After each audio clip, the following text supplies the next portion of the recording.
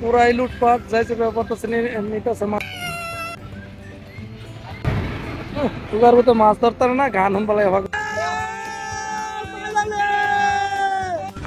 দর্শক দেশের এই অবস্থার কারণে কিছু দিনমজুরি লোক চাকরি পাইতেছে না, তাই মাছ ধরে খাইতেছে। ঠিক আছে, তো তাদের মুখ থেকে শুনবো তাদের মনে এত কিসের কষ্ট এই বদবিপুরে মাছ ধরতে।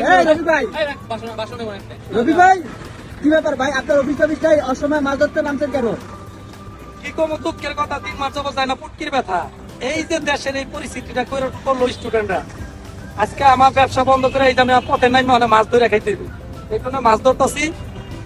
সামনে আরো কি কি করা লাগে আল্লাহ জানে, বাকিটা ইতিহাস। তো এই মাছ ধরা কি বন্ধ হয়ে যায় কিনা তুই তোর জানি না, দোয়া করে এটা তোর জীবন যাপন চলাইতে পারে।